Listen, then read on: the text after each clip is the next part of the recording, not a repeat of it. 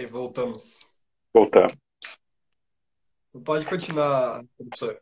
Fique à Ok, vontade. então, só fechando ali, a ideia é, então, o que a gente pode aprender com o Anton Wilhelm Amo e o que nós podemos aprender com Luiz Gama. Nós podemos aprender que, apesar de toda essa estrutura do racismo tal como se encontra na sociedade brasileira, ou mesmo na relação entre os países, nós podemos explorar essas brechas, talvez nós devemos explorar essas brechas para conseguir vencer esse desafio.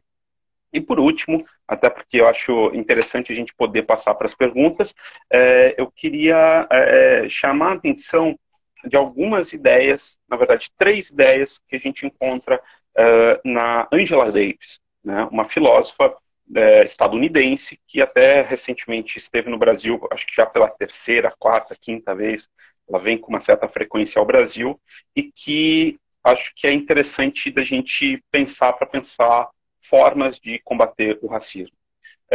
Primeira dessas ideias, ela não é exclusiva da Angela Davis, ela está também presente em outros intelectuais, mas a ideia de que o racismo se articula com outras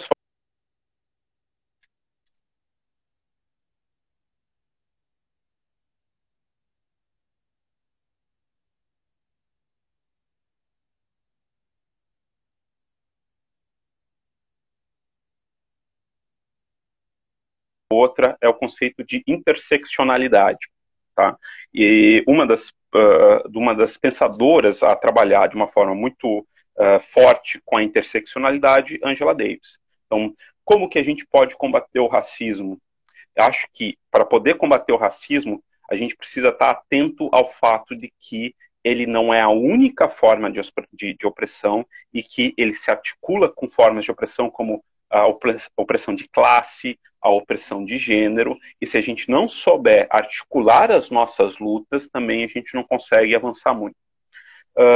Uma segunda ideia que eu acho extremamente poderosa, que você encontra nas obras da Angela Davis, é a ideia de que nós devemos tomar muito cuidado com falsas representatividades, ou o que a gente também poderia chamar de uma representatividade limitada. O que eu quero dizer com isso? Quando a gente fala de racismo, muitas vezes a gente levanta a questão do fato de não ter uma representação, por exemplo, de pessoas negras, indígenas, em certas posições de poder dentro da nossa sociedade. Por exemplo, eu escrevi recentemente sobre o fato de que produzimos pouco sobre negro dentro da filosofia. Produzimos pouco a partir de perspectivas de africanos e de negros da diáspora negra do mundo dentro dos cursos de filosofia no Brasil. Um erro seria pensar que se pode simplesmente resolver o problema produzindo um pouco mais. Então, se tiver mais um ou dois trabalhos, tá bom. A gente de vez em quando diz, olhe os ministros do governo, veja como não existe pessoas negras ali. Seria um erro a gente pensar que, então basta que tenha uma pessoa negra ali, uma outra pessoa negra ali. A representatividade, quando ela não existe, quando não há pessoas negras em posição de poder, isso é sempre negativo. Num contexto como um brasileiro, em que a gente está falando de mais da metade da população como uma população negra. É sempre negativo olhar para um lugar de poder e perceber que esse poder está racialmente circunscrito. Mesmo que a lei não diga que está, na prática acaba estando. Bom, só que o fato de ter uma ou outra pessoa ali também não é uma solução. A Angela Davis, por exemplo, fala isso em A Liberdade é uma Luta Constante, quando comenta sobre o governo Obama. Diz, o Obama é um presidente negro. Significa dizer que o racismo está vencido nos Estados Unidos porque há um presidente negro? De forma alguma. O Brasil já teve um presidente negro no início do século XX. Nilo Peçanha era negro, foi presidente do Brasil. Significa, então, que o Brasil venceu o racismo no início do século XX? Quando a gente fala sobre polícia, violência policial, e como essa polícia e essa violência policial tem um alvo racial, muitas vezes vão dizer, mas boa parte da polícia é composta de pessoas negras, pretas ou pardas. E é verdade. É verdade. Isso significa que a estrutura das leis, das instituições, do modo de ação que faz com que a polícia seja o que é hoje no Brasil, ela não é racista porque tem a presença física de algumas pessoas negras ali, de forma alguma. Então a gente não pode se iludir com uma espécie de falsa representatividade. Temos que estar sempre muito atentos a ela. E, por fim, a gente não pode se iludir com a própria ideia de autoria. E a isso eu queria chamar a atenção para encerrar. Angela Davis, num determinado momento, ela chama a atenção para o fato de ela ter se tornado famosa. E ela diz algo como, olha, o fato de que meu nome tenha se tornado um nome que concentra alguma atenção é interessante, é bom, que interessante, mas é preciso dizer aqui nos meus textos, é de autoria necessariamente minha, isolada. Eu penso junto dos outros, e se não fossem esses outros, não teria podido chegar aqui onde eu cheguei, não podia ter tido a visibilidade que eu tenho hoje, etc. e tal. É preciso reconhecer uma espécie de autoria coletiva dessas ideias que eu estou defendendo aqui. Eu diria a mesma coisa a respeito de tudo que eu defendi aqui até esse momento. Há muito de coisas que eu pensei, refleti, debati com outras pessoas e como eu vim construindo uma compreensão de mundo, tanto a partir da filosofia africana quanto a partir de outros referenciais. Mas se não é através do diálogo ativo e da tentativa ativa de enfrentar problemas tal como o racismo, não teria sido possível pensar o que eu pensei até o momento. Então, devo e preciso reconhecer a minha dívida para com aqueles que pensaram junto comigo, que permitiram que eu chegasse a essas conclusões que agora eu pude expor até o momento. Acho que reconhecer essa autoria coletiva também implica num processo de reversão que a gente precisa fazer, que é reconhecer como também o próprio racismo é fruto de uma autoria coletiva. O próprio racismo se construiu ao longo de muitos séculos e que foi se institucionalizando, e não pela mão, pela pena ou pela inteligência de uma única pessoa, mas pela mão, pela pena, pela inteligência e também pelo silêncio de muitas outras pessoas. Na medida, então, que a gente seja capaz de olhar para coisas tais como o racismo de forma coletiva, então a gente tem força para enfrentá-lo de fato. Mas enquanto a gente entender o racismo só como uma luta individual ou só como uma luta de determinados grupos muito circunscritos que tem que se virar, aí a gente tem um problema muito grande pela frente. Bom, enfim, eu queria encerrar por aqui e daí a gente poder conversar a partir daí. Beleza? Valeu, obrigadão. Obrigado, professor. Então vamos passar para as perguntas. Tem uma do Francisco Silva, que foi feita bem no comecinho da live. Ele pergunta assim, professor, poderíamos dizer que o quilombolismo seria uma forma de filosofia afro-brasileira? Sem dúvida nenhuma, sem dúvida nenhuma. O quilombismo inclusive, só um instantinho.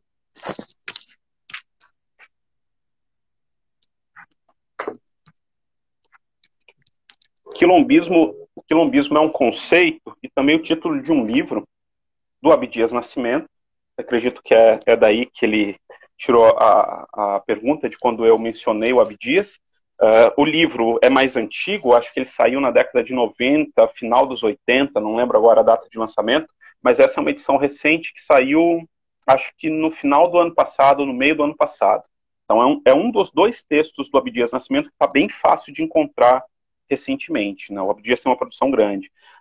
E ele desenvolve esse conceito a partir de um movimento muito próprio da intelectualidade negra dos anos 80, que é o de olhar para as formas de resistência dos negros no Brasil e ver como que é possível, a partir das experiências criativas que negros brasileiros desenvolveram, poder pensar futuro, não só pensar passado, mas pensar futuro. Enfim, então, por exemplo, é meio que lugar comum pensar a vivência dos negros brasileiros como algo meio passivo. Ah, foram escravizados, viviam em escravidão, nossa, que ruim, que coisa horrível. E aí um dia vem uma princesa e liberta eles e fala, olha, Princesa Isabel, que legal.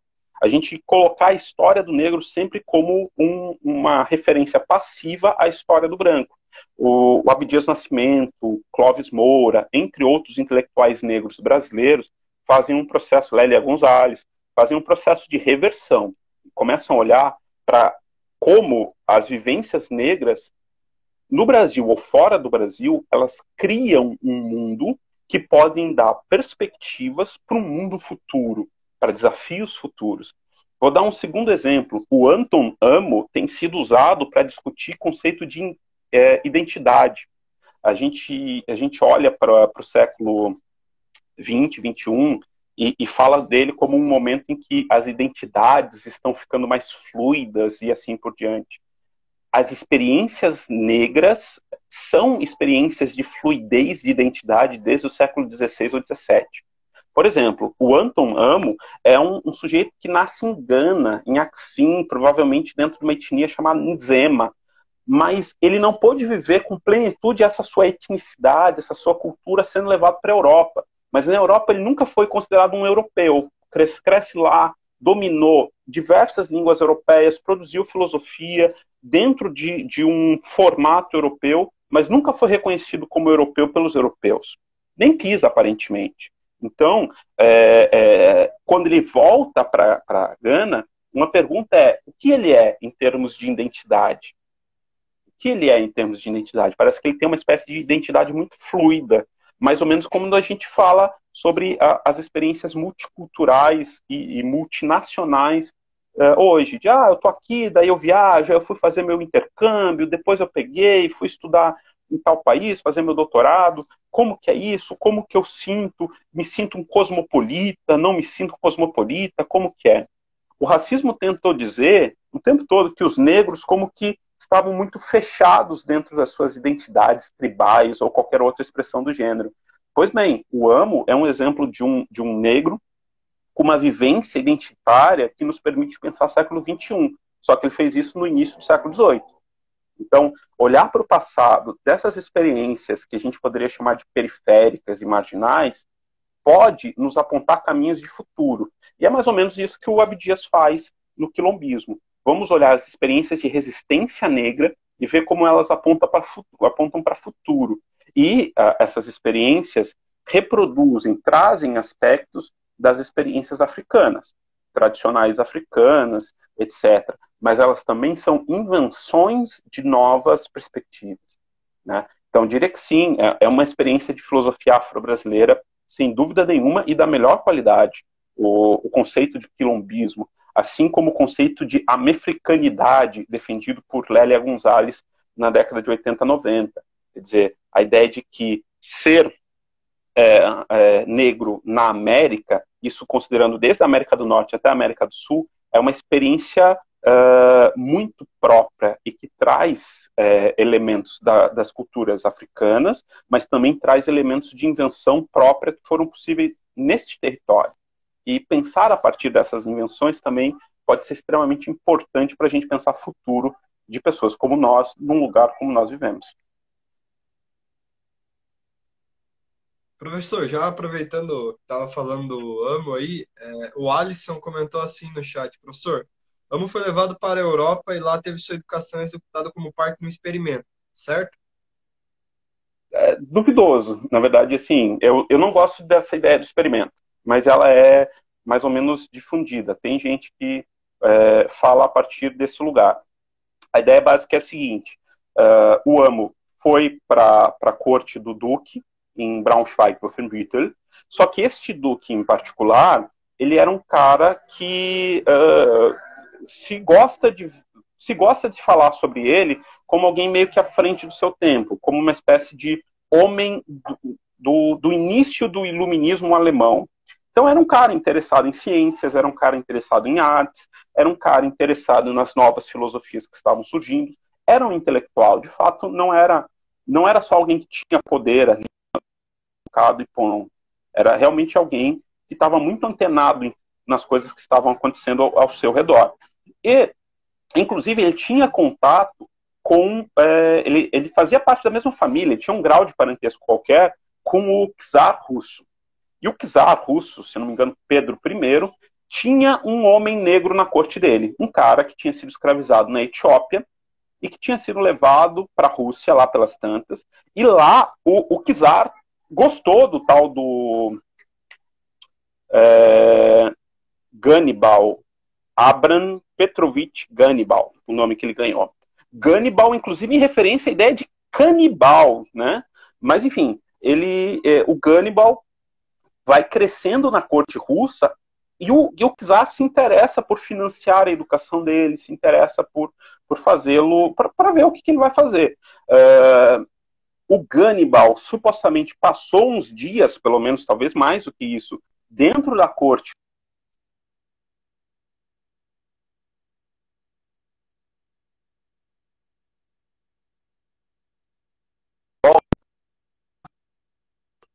casa do duque alemão, que era o czar. Então, quando o Amo começa a ir para a universidade, começa a achar o seu espaço, há experiências na Europa de outros negros que já tinham mostrado dotes intelectuais vários, só que fora da universidade. Tá? Aí há quem olhe para isso e diga que o Duque, por acreditar em ideias iluministas de que o homem e a racionalidade seriam uma coisa meio bem distribuída na humanidade, blá, blá, blá, ele resolve fazer uma experiência, dentro também da ideia de uma filosofia da experiência e tudo mais, e é a experiência da educação. Assim, dizem que os negros não são inteligentes, mas talvez possa ser o fato de que eles não obtêm educação quando, por exemplo, estão escravizados. Então, o que vai acontecer se eu fornecer educação, e a melhor educação que eu puder fornecer, o que vai acontecer com ele? Como se fosse uma experiência. Essa leitura é comum. Eu acho uma leitura frágil. Frágil porque há experiências outras na Alemanha e na própria corte do Duque de outros negros que já tinham mostrado dotes intelectuais. Assim. Você tem outras histórias que já poderiam dar o veredito de que não, negros têm um potencial intelectual tão forte quanto brancos. E você tem, naquele período, não tem tão arraigada a ideia de que negros são intelectualmente inferiores como os professores na universidade vão falar a respeito do texto do Amo. Né? A ideia arraigada de que negros são inferiores intelectualmente, assim, de uma forma muito intensa, vai aparecer na segunda metade do século XIX. Né? Claro que as ideias estão girando, elas estão voltando, indo e voltando, se alimentando, se fortalecendo. Mas não me parece. E aí eu vejo um problema, que é tomar o Amo, quando a gente fala de experimento, como quase uma coisa passiva. Né? Ele estava ali, ele surgiu naquele contexto, aí apareceu esse cara muito bondoso, muito interessante, que era esse Duque, e aí ele foi lá e resolveu fazer uma experiência com ele. E aí fez a experiência deu certo. Eu acho perigoso. Eu acho que a gente... o próprio protagonismo do Amo, ao reduzi-lo à ideia de experimento. E um experimento do outro, do Duque. Claro, assim, aí são defesas que eu estou fazendo de uma certa interpretação. Essa interpretação do experimento é possível, porque os documentos que a gente tem são poucos, mas eu gosto de pensar a partir de outros critérios para poder tentar entender qual é a experiência vivida desse indivíduo singular, que foi o Anton Amo. Obrigado, professor. O Silvestre, ele falou assim: parabéns, professor Fernando Sá, maravilhoso trabalho e exposição. E aí ele faz 3 perguntas, tudo na mesma ali, mas são separadas por alguns pontos ali. Bom, professor, qual é a sua opinião sobre a revogação das cotas em programas de pós-graduação? Essa revogação é uma forma de barrar o pluralismo e trabalhos voltados a analisar o racismo no Brasil? E uma terceira pergunta: toda essa forma de barrar essa revogação... Peraí, você pode, Diego, você pode só repetir a segunda? Tá. A segunda, essa revogação é uma forma de barrar o pluralismo e trabalhos voltados a analisar o racismo no Brasil? E Uhum. a E a terceira terceira era. é se toda essa situação de revogação das cotas é um efeito do racismo estrutural. Tá, beleza. Eu sou favorável à instituição de cotas na pós-graduação de filosofia ou de outros cursos também. Eu estou olhando com bastante atenção para os cursos de filosofia, em particular. Eu acho que é bem importante nós discutirmos como fazer, mas é importante fazer. Como fazer é importante, porque senão a gente pode criar um sistema que mais prejudica do que ajuda, e isso é possível. Não é só. Quando a gente discute cotas, fica muito na ideia de que é a favor ou contra fazer ou não fazer. O como fazer é fundamental. No caso das cotas da graduação, para as universidades federais, existe um modelo mais ou menos bem estabelecido de como que devem ser implantadas. A margem de manobra, cada universidade pode fazer adaptações nesse modelo geral, mas, enfim, é uma opção. E no caso da pós-graduação, não existe modelo nenhum. Então,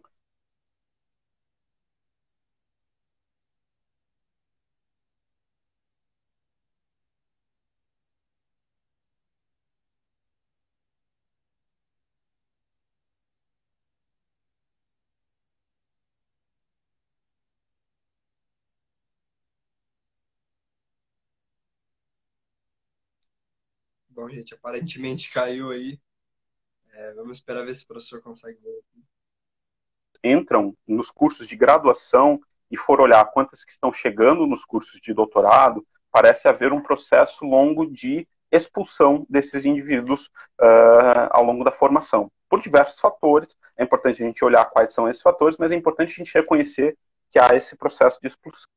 Quando a gente fala, em particular, das epistemologias, dos saberes africanos, afrodiaspóricos, afro-brasileiros, é interessante a gente observar como eles têm muita dificuldade de entrar na pós-graduação de filosofia, em particular. Por exemplo, eu arrisco dizer que há mais produção sobre filosofia africana em cursos de educação e letras do que no curso de filosofia. Produção sobre filosofia alemã nos outros cursos do que de filosofia.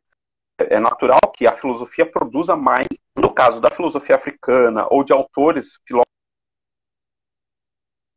filósofos brasileiros, me parece que as pessoas até conseguem terminar as suas graduações e quando vão propor o projeto da pós-graduação, esse projeto é rejeitado por vários mecanismos formais e por vários mecanismos informais. Então é preciso desmontar esses mecanismos.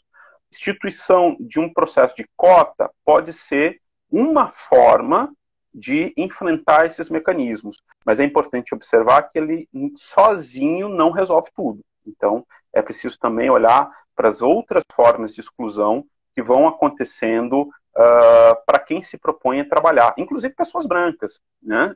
É muito interessante. Eu participei de uma banca de mestrado de um aluno branco que trabalhava com filosofia africana. E no texto dele do mestrado ele comenta processos de exclusão epistemológica do objeto de estudo dele. Ele mesmo era um sujeito branco e poderia estar trabalhando filosofia alemã, por exemplo. Acho que até tinha ascendência alemã. Mas ele resolveu trabalhar com esse tema, filosofia africana. E ele comenta como em aulas da pós-graduação isso foi ridicularizado em certos momentos, né? Como se fosse algo sem importância, sem valor, por que ele estava fazendo aquilo, não precisava, ele poderia estar trabalhando com filosofia de verdade ou coisa parecida. Quando ele coloca isso no texto de mestrado dele, para mim é importante notar, de novo, não é como se alguém dissesse assim, o seu projeto está bom ou está ruim. Você, pessoa, tem uma boa capacidade de lidar com filosofia ou não. É um indício desse processo de exclusão bastante informal, às vezes silencioso, que se dá no corredor e tudo mais. Então a gente precisa enfrentar. A cota é uma forma de fazer esse enfrentamento.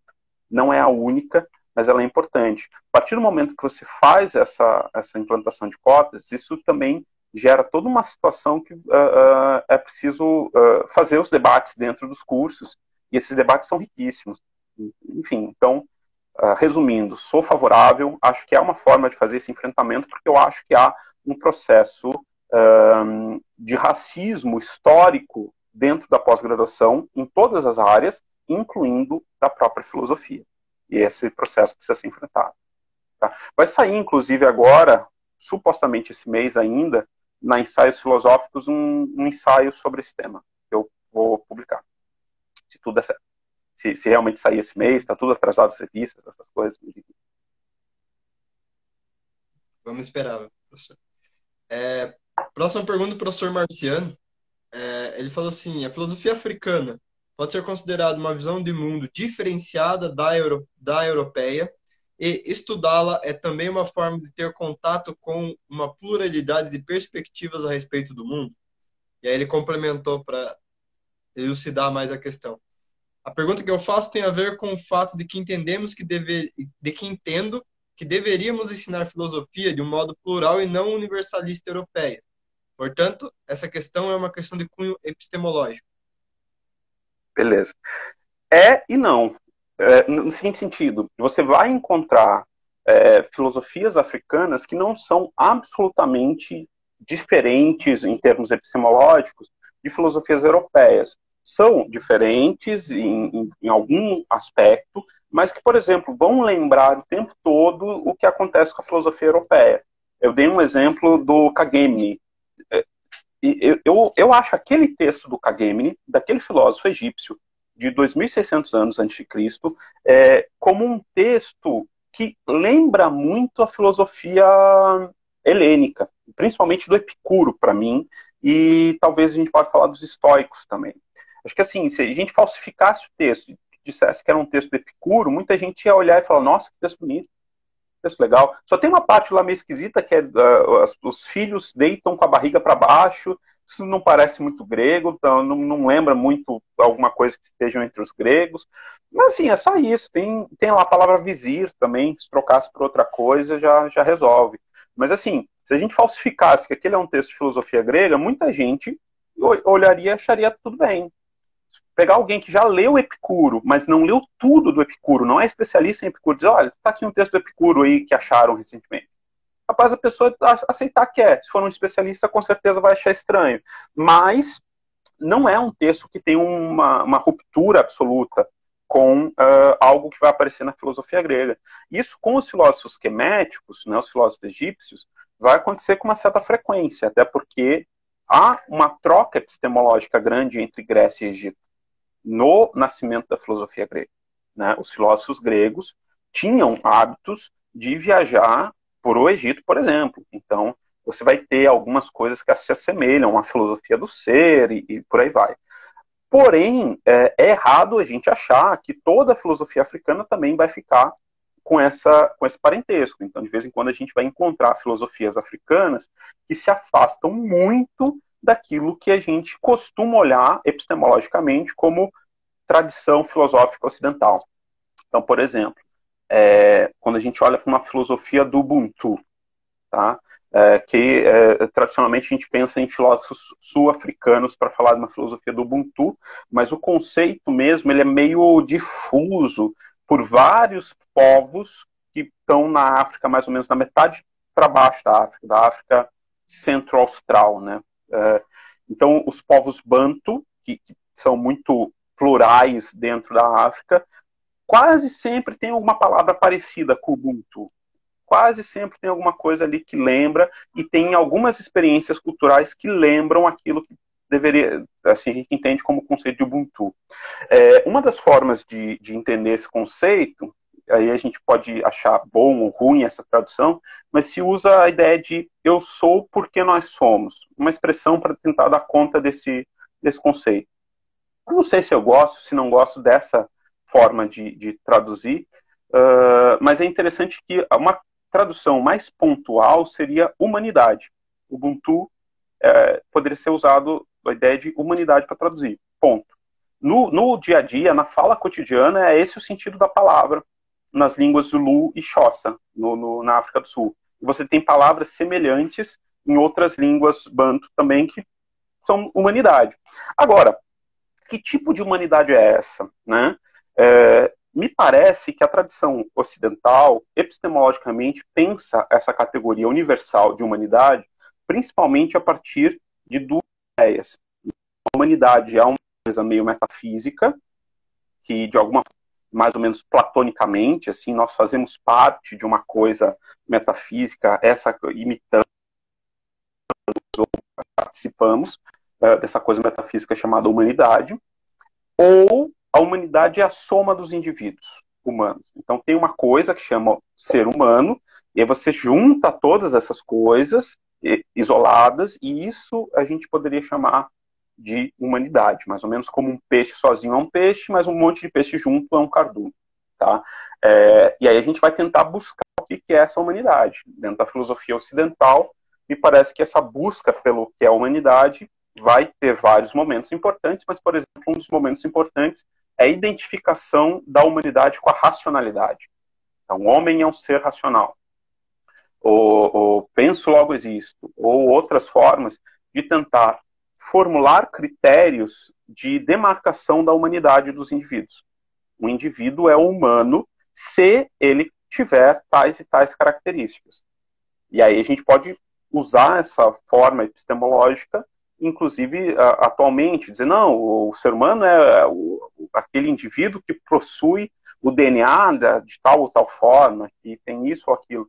Beleza, isso é uma das formas. Agora, o Ubuntu, epistemologicamente, me parece se distanciar dessa ideia na medida em que pensa a humanidade como uma construção coletiva, necessariamente. A existência de um indivíduo nunca se dá em separado do seu contexto social. Só há humanidade quando há pluralidade de indivíduos, porque o indivíduo só existe na pluralidade. A singularidade não se dá sem a multiplicidade. Então, nesse momento, por exemplo, se a gente for falar de uma filosofia do Ubuntu, a gente está operando dentro de uma racionalidade que não dá para dizer que não seja racional, no entanto, que está usando categorias que são epistemologicamente distantes das categorias mais comuns dentro da filosofia europeia ocidental, né? Enfim, então, se a gente olhar para as demais filosofias, incluindo a africana, a indígena, a afro-brasileira, a indiana, a chinesa, a gente vai sempre encontrar paralelos, mas também distanciamentos. E o ensino de filosofia, tal como eu entendo, tem que estar atento a esses paralelos e distanciamentos. Ou isso, ou a gente renomeia os cursos de filosofia no Brasil e começa a chamar eles de cursos de filosofia ocidental, cursos de filosofia europeia. Enquanto a gente não faz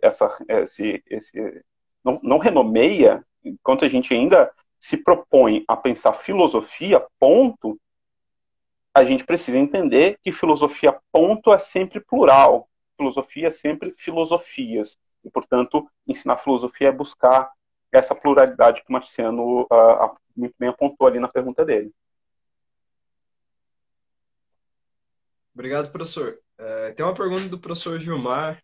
Ele pediu para agradecer em nome do grupo, né? Então, já fazendo os agradecimentos, professor Gilmar. Obrigado pela participação, professor.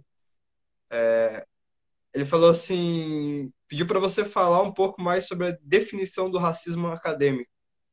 Ou seja, o racismo acadêmico atual enquanto uma tecnologia transparente de um supremacismo racial. Tá. Essa definição é uma definição que eu estou tentando construir, porque eu me dei conta que no Brasil, e talvez em língua portuguesa e espanhola, me parece também, se usa pouco a expressão racismo acadêmico. E eu acho que isso a gente está perdendo a usar tão pouco. Pelo menos em inglês ela aparece com um pouquinho mais de frequência, se não me engano em alemão aparece um pouquinho também, mas principalmente em inglês não é de hoje que se usa a expressão racismo acadêmico. No Brasil a gente tem preferido a ideia de uma espécie de racismo epistêmico, epistemológico, para falar desses processos de exclusão. Eu acho que, no entanto, nós precisamos entender que o racismo epistêmico ou epistemológico é uma das facetas do racismo acadêmico.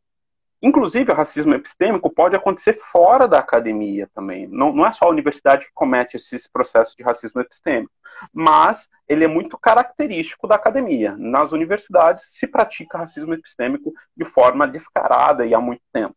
Beleza. Só que essa é uma das manifestações do que eu gostaria de chamar de racismo acadêmico, propriamente dito. E com isso, assim, de alguma forma, sugerir que a gente, no Brasil, use cada vez mais essa expressão. Basicamente, a ideia é comum que nós olhemos para a academia e, ao olhar para a academia, nós costumamos pensar que ela não é um lugar próprio do racismo. Que o racismo, se existir ali, ele é assim um acidente de percurso, porque se construiu uma ideia de que o racismo é coisa de gente burra, sem educação. Então, por exemplo, sei lá, William Vac é pego usando expressões racistas uns anos atrás. Uma das defesas que se fez dele é, meu Deus, mas o William Vac, ele é uma pessoa tão inteligente. Percebam como é comum essa ideia de que se a pessoa é inteligente, se ela tem titulação, se ela é alguma coisa assim que se costuma considerar como intelectual, ela não deveria ser racista, porque racismo, desse ponto de vista, seria visto como preconceito, que é uma expressão que eu odeio, assim, cada vez que alguém começa a explicar alguma coisa para mim e diz, tal coisa é um pré-conceito. Não acho que, assim, tipo, usar isso uma vez seja um problema, mas se usa o tempo todo para tudo.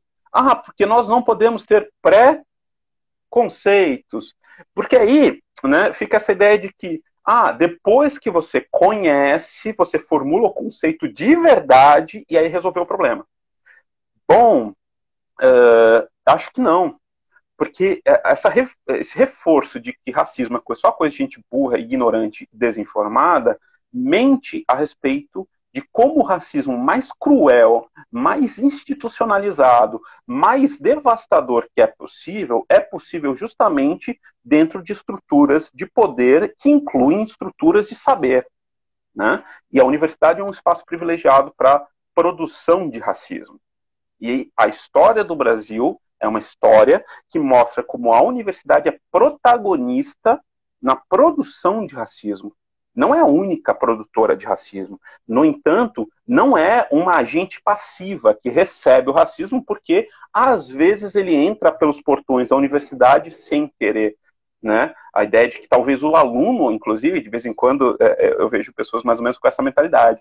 O aluno, lá da graduação, do primeiro, segundo período, às vezes ele que é o racista. Mas o professor, a instituição, jamais. Então o que eu estou propondo é, quando pensarmos racismo acadêmico, não pensarmos somente em racismo na academia, mas um racismo da academia, que é produzido por ela e não reproduzido somente. A academia reproduz e também produz. Mas produz em que modo? Aí a ideia de transparência. Me parece que no Brasil racismo é tabu. E como todo tabu é uma coisa que não se fala. Mas, como todo tabu, não é uma coisa que não existe, é só uma coisa sobre a qual não se fala. Sendo tabu, a universidade, ou acadêmicos, ou intelectuais, dificilmente reconhecerão a si mesmos como racistas. Muito raramente isso vai acontecer. Mas isso não quer dizer que não sejam, isso não quer dizer que não esteja acontecendo um processo racista no interior das universidades. Como que esse processo vai acontecer? Muitas vezes pelo silenciamento, por não falar e pelo não deixar falar. Então, como não fica muito explícito, muito visível, eu optei por chamar isso de transparente. Transparência eu estou chamando com referência à seguinte ideia. A gente costuma pensar transparente como sinônimo de invisível, e isso está completamente errado. Transparente é o oposto do invisível. No seguinte sentido, invisível é aquilo que não vê. Nós não somos capazes de ver. Mas a transparência só é transparente na medida em que tem alguma perceptividade. Por exemplo, eu uso óculos e as minhas lentes são transparentes. Ao olhar para a imagem da minha cara, vocês veem as minhas lentes e veem também, por através das minhas lentes, os meus olhos, a minha cara e assim por diante. mas vocês conseguem ver as minhas lentes. Elas não são invisíveis. Vocês conseguem perceber o reflexo da tela nas minhas lentes. Vocês conseguem perceber a sujeira nas minhas lentes. Vocês conseguem perceber que essa transparência nunca é perfeita. Sempre há uma certa opacidade. Mas, como a velha metáfora do óculos na filosofia, que tem é como se tivesse um óculos, vai explicar Kant, e aí falar, o transcendental é como se fosse um óculos que a gente coloca. De fato, aquilo que é transparente, de vez em quando, não é percebido. Não é percebido e, às vezes, depende de quem está olhando. Então, às vezes eu coloco o meu óculos e esqueço que eu estou com o meu óculos, saio da casa procurando o meu óculos, com ele na minha cara, realmente na frente dos meus olhos. Aí saio perguntando para as outras pessoas, você viu o meu óculos? E a pessoa diz, sim, eu vi, ele está na sua cara. E aí que eu me dou conta disso que sempre esteve ali. E sempre houve algum tipo de distorção nessa transparência ali, a sujeira do meu óculos sempre esteve bem na minha cara, mas eu não me dei conta. Pois bem, se a gente não tiver sujeitos plurais olhando para o racismo, muitas vezes ele passa como o óculos que a gente não se deu conta que estava ali. Mas dependendo de quem está olhando, vai se dar conta das distorções e da opacidade dali, dessa lente, dessa coisa transparente, que tenta se fazer de invisível, mas não dá conta, certo? Essa transparência, eu optei por chamar de tecnologia, porque ela não é só uma fala, um momento, uma coisa solta. Ela é uma coisa que se institucionaliza. Ela vai criando estruturas dentro da sociedade, ou, no caso, dentro da academia. Ela vai formando uma certa racionalidade de como as coisas funcionam. De modo que seja natural, por exemplo, para algumas pessoas dizerem, mas filosofia africana nem existe. Racismo é uma naturalização das coisas. Tal como uma tecnologia é algo que muitas vezes vai se tornando tão natural para a gente que a gente não se dá conta mais que ela existe. Né? Ela está lá, nós usamos, mas nós não pensamos sobre ela. Nós simplesmente agimos sobre ela. Vou até mandar um salve para o Rodrigo Gonzaga, porque é uma reflexão que eu estou roubando descaradamente dele quando eu uso a ideia de tecnologia, mas enfim, não uso ela exatamente do mesmo jeito dele, mas, enfim, tô descaradamente pegando aqui dele. Enfim, então, assim, a gente muitas vezes vai estruturando essas tecnologias ao nosso redor e elas vão se tornando cada vez mais transparentes na medida em que a gente vai vivendo com elas. Elas começam a fazer parte do nosso jeito de olhar o mundo e assim por diante. Só que do modo como elas estão estruturadas dentro da universidade, elas estão contribuindo para um fim. São tecnologias que têm um certo objetivo implícito ali, que é um estabelecimento de uma certa hierarquia, ou a manutenção de uma hierarquia pré-existente. No caso, uma hierarquia racial, né, da intelectualidade. Então, em cursos de filosofia, por exemplo, quando nós fazemos a opção por só trabalhar com autores europeus e brancos, isso é uma opção que a gente fez, mas que não nasceu hoje, não é de agora. Né? A gente aprendeu a fazer assim, a gente vê outras pessoas fazendo assim e a gente continua levando isso adiante, reforçando isso.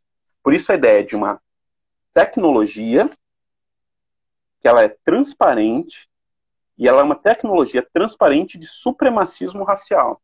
Existem outras tecnologias também transparentes que levam a outros fins, mas o racismo acadêmico eu convido a pensar nesses termos.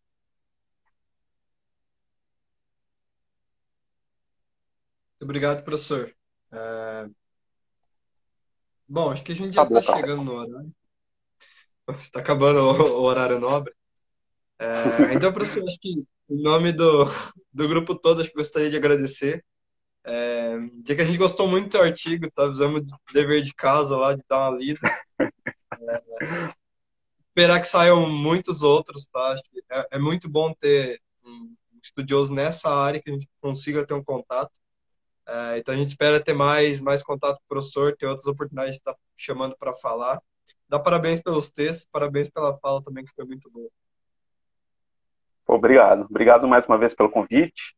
E foi muito bom conversar com vocês também. Acho que pensar junto é um pouco essa a proposta. Pensar junto e construir outras tecnologias que nos levem a outros lugares mais interessantes, não só para um conjunto pequeno e racialmente definido de pessoas, mas um conjunto muito maior, né? Uma eterna luta pela humanidade, né?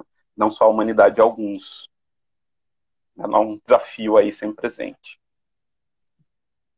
Então, gente, agradecer quem está aí na live, dizer que quem não conseguiu ainda fazer a inscrição para os certificados, a gente vai estar deixando o link lá na bio. A live está sendo gravada, então vai ser postada tanto aqui no IGTV quanto no YouTube lá do Defil, quem quiser dar uma olhada. E procurem o perfil do professor aí, deem uma força, leiam os textos, é muito bom para divulgar cada vez mais a filosofia e divulgar pensadores negros aí no Brasil. Isso aí? Legal, Obrigadão, obrigadão. professor. Boa noite aí. Até Valeu, mais. boa noite para todo mundo. Até mais.